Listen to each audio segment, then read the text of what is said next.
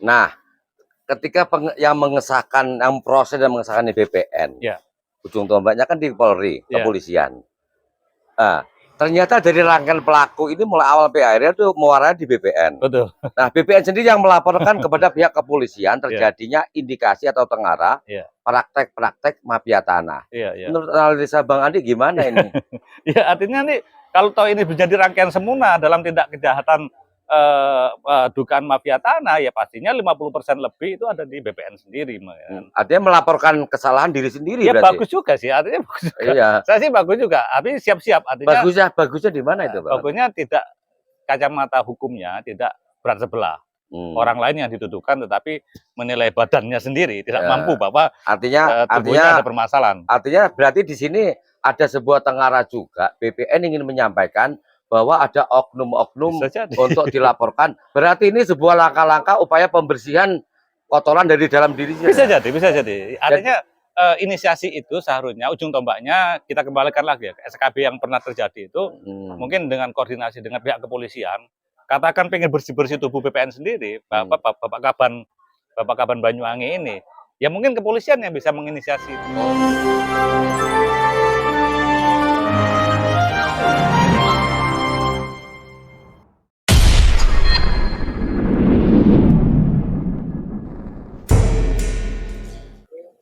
Assalamualaikum warahmatullahi wabarakatuh. Waalaikumsalam warahmatullahi wabarakatuh. Pemirsa, baru-baru ini Banyuwangi dihebohkan dengan adanya demo dari masyarakat. Kemudian disusul dengan adanya hearing di gedung DPRD Kabupaten Banyuwangi, yaitu terkait dengan buruknya pelayanan dari ATR atau singkatan Agraria Tata Ruang, yang kemudian BPN, Badan Pertanahan Nasional di Banyuwangi. Nah, ternyata belum selesai itu muncul yang terbaru, yaitu adanya rame-rame bahkan gonjang-ganjing seputar mafia tanah. Ada yang menarik di balik hebohnya mafia tanah ini, di mana ternyata dilaporkan oleh dinas terkait atau kantor terkait, yaitu BPN. Dengan pihak ketiga tentunya ya. Nah, kaitannya dengan mafia tanah ini yang pelapornya di mana langsung dilakukan oleh kantor BPN yang dibantu oleh pihak ketiga. Tentu ini menimbulkan pro kontra di masyarakat. Layakkah, patutkah sebuah kantor yang notabene melayani pelayanan untuk penyelenggaraan proses pendaftaran tanah, pensertifikatan dan lain sebagainya. Baik, kali ini di samping saya duduk manis pengamat kebijakan publik, yaitu Mas Andi Purnama. Baik, kita akan tanya-tanya, bincang-bincang santai dalam acara ngobos, Mas ya. Ngobrol bareng, terus santai kan gitu. Jadi ngopi bareng, obrolannya santai. Walaupun yang dibahas tentunya serius gitu. Serius tapi santai. Serius tapi santai. Nah ini. Baik, Mas Andi. Masih ingat nggak? Mas Andi kebetulan kan memantau bahkan ikut di dalam hearing ya, kaitannya dengan pelayanan di kantor BPN Banyuwangi. Nah ini muncul yang baru, ini yaitu munculnya laporan terkait mafia tanah. Menariknya di sini adalah dilakukan oleh kantor BPN sendiri dengan menggandeng pihak ketiga. Sebagai tim hukum ya? Tim hukum. Nah, pandangannya Mas Andi kira-kira apa yang dilakukan oleh BPN itu layak enggak? Nah, ini menariknya di situ. Iya, substansi hearing kemarin mungkin agak berbeda persepsi ya. Antara fungsi daripada Badan Pertanahan Kabupaten dalam hal atau terkait penyelenggaraan satu proses pertanahan di Banyuwangi, dengan mungkin ada keinginan juga waktu itu tim jajarannya BPN Banyuwangi itu ingin menyampaikan satu case-case tertentu yang mungkin tanda kutip ya akan menyampaikan hal-hal yang terkait dugaan mafia tanah. Tetapi kalau dari teman-teman sendiri, teman-teman media, teman aktivis, kemudian teman-teman pemerhati tentang pertanahan di Banyuwangi, itu keinginannya adalah peningkatan terhadap penyelenggaraan pelayanan publik, Bung Deddy. Jadi mungkin agak beda persepsi ya. Jadi BPN memang inginnya membongkar satu mafia tanah, kejahatan yang dugaan adanya mafia tanah. Tapi teman-teman di Banyuwangi itu ingin hal-hal yang sifatnya penyelenggaraan pertanahan itu dapat lancar, dapat sesuai dengan SOP, dapat kepastian waktu, dapat kepastian proses. Itu yang ingin dituntut oleh masyarakat Banyuwangi. Gitu. Oke. Kalau memang itu yang sekarang ini udah bergeser dari pelayanan yang dianggap dalam kutip oleh masyarakat buruk, pelayanan dari lingkungan di BPN Banyuwangi. Ya. Namun ini kan sekarang berkembang menjadi tengara adanya mafia tanah. Ya. Yang justru ironis sekarang pelapornya adalah dari pihak BPN Banyuwangi sendiri.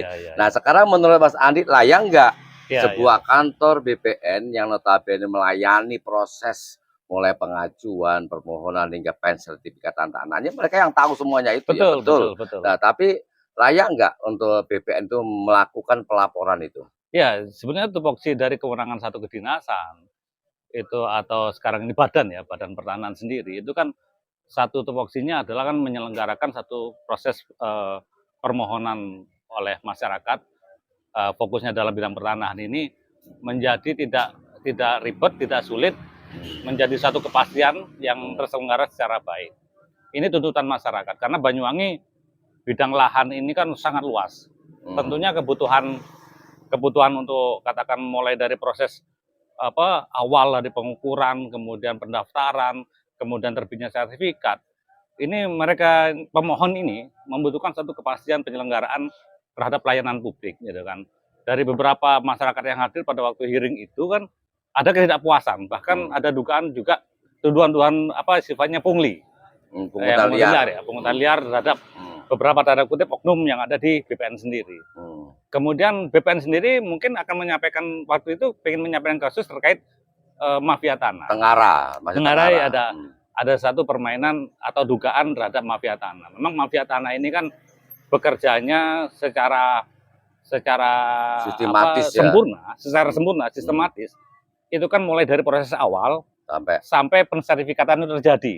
Sehingga hak hukum seseorang yang harusnya itu diberikan secara benar, itu dapat beralih pada orang yang tidak benar, Bung Denny. Nah ini kan terjadi sempurna. Ketika orang sudah mendapatkan satu jenis hak yang disahkan oleh negara, berupa mungkin sertifikat jenis bisa HGB, bisa HGU, bisa SHM yang tertinggi Artinya posisi yang tertinggi pemberian hak oleh negara itu adalah sertifikat hak milik yang dapat diwariskan secara turun-temurun. Nah, ketika ini diberikan pada orang yang salah, ini kejahatan sempurna. Mulai dari awal itu sampai jadi sampai jadi itu kan sudah kejahatan mafia yang disebut mafia. Karena mafia ini bekerja pada satu sistemasi yang masif, kompleksitasnya itu sangat layer to layernya itu bekerja secara bertahap dan sempurna. Secara masif tentunya Masifnya itu mulai dari tingkatan terbawah. Tentunya kan di sini data desa atau data catatan desa mengenai buku rincik atau buku data desa mengenai bidang tanah dan siapa pemilik sebenarnya itu kan ada datanya di desa. Nah, otomatis desa ini memainkan peran yang sangat penting. Karena sistem kita belum terintegrasi, Bung Dani. Antara desa atau kelurahan sampai sistem itu terhubung dalam rangkaian bidang yang tersistem melalui sistem teknologi, itu belum terjadi sampai di tingkatan pusat, katakan pertanahan Kabupaten Banyuwangi. Nah, inilah yang celah-celah inilah, karena prosesnya itu belum terjun secara sistematis yang baik, terkomputerisasi secara baik, itu ada celah-celah, Bung Dani, dalam proses pendaftaran yang diberikan hak sebenarnya. Tetapi permainannya ya tentunya dari hal yang terkecil tadi, mulai dari desa kelurahan, kemudian ini kan Bung Dani, di sini ada PPAT dan notaris. Nah, tentunya tidak lepas dari peran-peran itu juga. Kemudian ketika proses itu masuk ke dalam organisasi badan pertanahan, tentunya ini layer to layernya, mulai dari penyusunan data fisik dan data yuridis, itu kan bagian-bagiannya kan banyak sekali.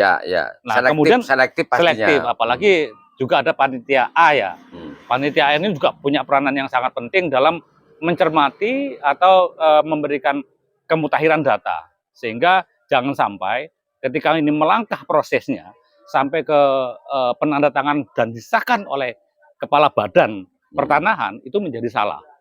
Otomatis salahnya ini akan menjadi satu rangkaian mafia pertanahan, Bung Dani. Secara berjamaah. Secara berjamaah. Ini masifnya di situ, Bung Dani. Sekarang gini, secara harfiah dulu lah. Pengertian daripada mafia tanah sendiri. Untuk mafia tanah ini pelakunya atau oknum pelakunya ini apakah orang luar di luar sistem ataukah dilakukan secara berjamaah dari mulai panitia awal, panitia A hingga ke oknum di BPN Banyuwangi. Harfiahnya seperti apa kalau menurut pandangan mafia itu kan bisa disebut bukan orang satu ya.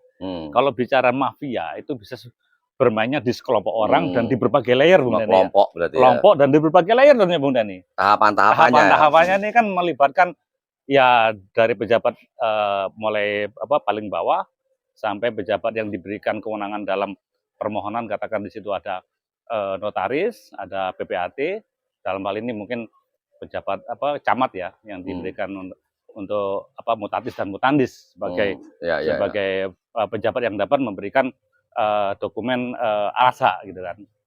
Nah, itu kan kemudian berproses lagi kepada organisasi badannya ini, dari tim penyusun data fisik dan tim penyusun data yuridis. Nah ini rangkaian-rangkaian ini kan artinya udah masuk pada wilayah tingkatan-tingkatan berarti itu. Iya, makanya masifnya dan sistematis itu kan tidak bisa lepas dari permainan dari layer to layer, kelompok to kelompok, sehingga menjadi istilahnya sah menjadi sebuah kepemilikan yang diberikan haknya pada seseorang.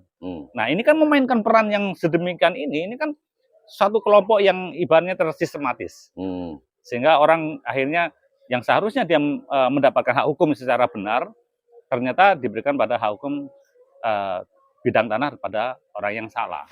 Sekarang begini, proses ketika dilalui mulai awal ya di dasar sampai ke keluarnya akte otentik yang namanya SHM tadi. Jenisnya. Kalau SHM itu kan salah satu jenis. Ya, satu jenis.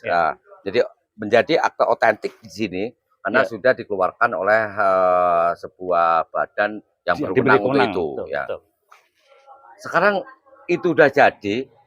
Sementara yang mengeluarkan adalah kan kantor BPN. Betul. Nah, ketika kantor BPN yang melaporkan, nah ini kira-kira apakah tidak merupakan sebuah tindakan bumerang menurut Bang Andi? Iya bisa jadi. Artinya kewenangan untuk mengesahkan, kewenangan untuk memproses, kewenangan untuk memverifikasi dan klarifikasi, mencermati bahwa bidang ini itu semuanya kan sebagian besar ada di Badan Pertanahan.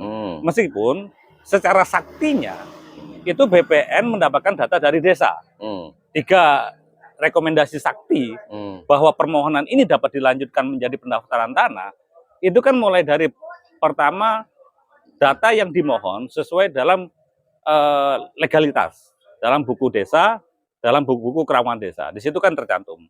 Sesuai juga data rincik desa atau catatan pertanahan di desa. Kemudian tanah tersebut tidak dalam sengketa. Itu yang kedua. Yang ketiga, tanah tersebut dikuasai. Artinya ini form-form yang katakan secara paper pertanahan itu suatu prosedur yang harus disusun dan dirangkaikan menjadi berkas permohonan, Bung Dani. Artinya juga tidak tutup mata. Setelah ini disampaikan, panitia A atau panitia adjudifikasi untuk meneliti kecermatan antara data kesinambungan, data kemutahiran, sampai pada sah pada mereka yang menempati dan menduduki posisi itu adalah memang secara hukum diberikan. Ya, berwenang untuk itu. Tetapi prosesnya itu sebagian besar yang mengesahkan yang di BPN.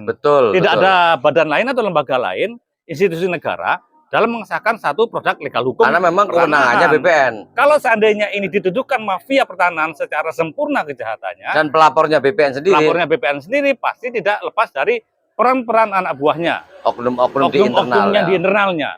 Dalam bagaimana dia mencermati data fisik dan data yuridis yang dimohonkan. Kan mereka semua kewenangan itu. Tahap demi tahapnya kan mereka yang mengatur, Bu Dani. Mereka yang punya SOP, mereka yang punya kewenangan. Kalau seandainya sertifikat itu ternyata sudah jadi, kemudian ditengarai, ada tindakan atau dugaan mafia dalam penerbitan sertifikat. Bagaimana pejabat publik yang sudah mengesahkan dalam rangkaian proses, yang langsung proses awal yang tadi, proses awal tadi, rangkaian demi rangkaian, itu akan melibatkan orang-orang itu tadi. Banyak orang ya. Banyak orang. Artinya kalau menuduh pada orang yang bermain dugaan mafia tanah, secara rangkaian sempurnanya mungkin 50% lebih terjadi pada Badan Pertanahan itu sendiri. Karena yang melegalkan semuanya. Melegalkan, proses demi prosesnya kan mereka semua. Oke, sekarang begini. Seandainya ternyata sebuah akte otentik yang dikeluarkan oleh BPN itu benar terjadi adanya praktek mafia tanah. Artinya kan mulai awal proses di tingkat dasar desa kelurahan, notaris sampai dimohonkan dan diproses, kemudian keluar kan. Ternyata terbukti memang terjadi adanya maladministrasi atau pemalsuan tanda tangan. Ya ditindak tentunya anak dulu. Nah, artinya ini kan nanti akan banyak orang yang dikorban oleh awal. Mungkin nggak kira-kira setelah terbukti bahwa terjadi mafia tanah itu justru melibatkan mulai awal sampai di BPN ini begitu banyaknya dan terbukti secara sah dan meyakinkan, sehingga berdampak terjadinya bunuh diri atau kendat massal kira-kira. Ini menarik ini. Kalau beberapa satgas yang pernah dibentuk saya mungkin kalau nggak salah ya, itu ada satgas 3 menteri atau kepolisian, kemudian juga anggota BPN pusat, kemudian mungkin ada 1 APH lagi ya, atau dengan pengadilan, kejaksaan ya mungkin ya. Saya kurang tahu. Itu satgas itu pernah dibentuk oleh Kapolri terhadap tindakan untuk sikat habis mafia tanah. Itu kan pernah SKP 3 menteri itu kan pernah muncul ya. Artinya di sini bukan internal BPN. Karena tengarainya permainan masif dan sistematisnya karena ada di BPN. Makanya ujung tombak dalam pemberantasan mafia tanah itu bukan di BPN. Artinya di kepolisian karena sahnya secara hukum bahwa ini terjadi mafia tanah pengambilan hak yang salah itu pengesahannya kan di BPN. Nah, ketika yang mengesahkan, yang proses dan mengesahkan di BPN, ujung tombaknya kan di Polri, kepolisian. Ternyata dari rangkaian pelaku ini mulai awal akhirnya itu muaranya di BPN. Betul. Nah, BPN sendiri yang melaporkan kepada pihak kepolisian terjadinya indikasi atau tengara praktek-praktek mafia tanah. Menurut analisa Bang Andi gimana ini? Ya artinya nih kalau tahu ini menjadi rangkaian sempurna dalam tindak kejahatan dugaan mafia tanah, ya pastinya 50% lebih itu ada di BPN sendiri. Artinya melaporkan kesalahan diri sendiri. Ya berarti bagus juga sih, artinya bagus juga. Saya sih bagus juga, tapi siap-siap. Artinya bagusnya di mana itu, Bang? Bagusnya tidak kacamata hukumnya tidak berat sebelah. Orang lain yang dituduhkan tetapi menilai badannya sendiri tidak mampu bahwa artinya ada permasalahan. Artinya berarti di sini ada sebuah tengara juga. BPN ingin menyampaikan bahwa ada oknum-oknum untuk dilaporkan. Berarti ini sebuah langkah-langkah upaya pembersihan kotoran dari dalam diri. Bisa jadi. Artinya inisiasi itu seharusnya ujung tombaknya kita kembalikan lagi ya ke SKB yang pernah terjadi itu, mungkin dengan koordinasi dengan pihak kepolisian. Katakan pengen bersih-bersih tubuh BPN sendiri, Bapak Kaban Banyuwangi ini. Ya mungkin kepolisian yang bisa menginisiasi itu. Berarti menurut analisa Bang Andi dengan adanya langkah awal pelaporan tengara adanya praktek mafia tanah ke pihak kepolisian ini, di balik itu sebenarnya kalau menurut Bang Andi ini upaya dari BPN atau Pak Kaban untuk membersihkan kotoran-kotoran di dalam internal, berarti begitu ya? Bisa jadi, tapi siap-siap lah karena rangkaian-rangkaian itu semuanya BPN yang mempunyai. Rangkaian itu tupoksinya BPN. Menjadi rangkaian yang terproses dan disahkan itu banyak meja, banyak bagian. Mulai dari pendaftaran itu banyak bagian. Terus penyusunan data dokumen, data-data yuridis, kemudian data fisik. Nah, mereka apalagi juga punya kewenangan dibentuk panitia adjudifikasi. Betul, itu. Nah, ini kan semua rangkaian seperti yang disampaikan oleh Kasubag TU itu ya, waktu di hearing. Betul, itu ada panitia A. Itu adjudifikasi. Mereka yang meneliti, mereka yang mencermati, mereka yang menganalisis bahwa kebenaran nantinya akan diterbitkan satu sertifikat kepada pemohon itu tidak salah atau secara kekuatan hukumnya memang sesuai gitu kemudian. Tapi kalau ini nanti katakan tadi yang dikatakan bersih-bersih dari organisasi badan internal ini, ya siap-siap saja. Bagaimana kalau itu sudah menjadi terbit sertifikat? Pastinya kan terseret juga nanti. Ya otomatis banyak yang terjerat. Ya mudah-mudahan aja Bang Andi, ini tidak seperti hanya sebuah peribahasa ya. buruk rupa cermin dibelah atau memecik air, menapi air tercermin sendiri, ke muka sendiri. Ya. Ini kan bahaya juga. Ya. Oke, Bang Andi, sebelum kita akhiri diskusi kita ini ngobos ya, ngopi bareng, obrolan santai. Tapi ternyata yang kita bahas serius, ya. Gitu. Mungkin ada pesan buat mungkin untuk teman-teman di BPN, terus masyarakat umum dan lain sebagainya, monggo sampaikan. Ya, jadi tuntutan masyarakat, semua organisasi, semua badan, semua institusi dan semua kelembagaan yang melayani terhadap penyelenggaraan pelayanan publik itu setidaknya meningkatkan diri, memberikan satu kepastian, memberikan satu topoksi yang sesuai dengan pemahaman yang benar. Tidak menjadi dokumen berlarut, tidak menjadi dokumen yang bermasalah, tidak menjadi hambatan-hambatan dalam penyelesaian satu permohonan kepada masyarakat. Ini yang perlu ditingkatkan. Lebih baik tindakan preventif daripada menciptakan friksi-friksi yang baru. Sedangkan yang di awal saja harusnya mereka punya PR besar karena menyelenggarakan pelayanan yang bagus, itu menjadi terhambat karena mereka harus siap menghadapi hal-hal polemik baru atau permasalahan baru yang akhirnya ini akan menguras daripada effort pelayanan dan penyelenggaraan perizinan dokumen kepada masyarakat, Bu Deni. Oke. Gitu. Tapi kalau melihat alurnya itu untuk saya, untuk kita ya, ini harus bangga kepada Kakan BPN yang baru ini ya. Artinya dia memberikan sinyal untuk melakukan bersih-bersih di internal dengan cara membuat laporan Tengara tentang adanya mafia-mafia tanah di BPN. Betul, gitu betul. Bagus juga sih. Oke. Oke pemirsa, mudah-mudahan obrolan santai kami ini walaupun yang diobrolkan serius memberikan manfaat bagi kita semua dan ada perubahan sehingga kembali pelayanan terbaik diberikan kepada masyarakat khususnya para pemohon ya yang mengajukan prosesnya di kantor ATR BPN Kabupaten Banyuwangi. Betul. Salam budaya berbasis kearifan lokal. Wassalamualaikum warahmatullahi wabarakatuh. Waalaikumsalam warahmatullahi wabarakatuh. Oke, terima kasih Pak Andi. Ngopi lagi santai. Ngopi lagi.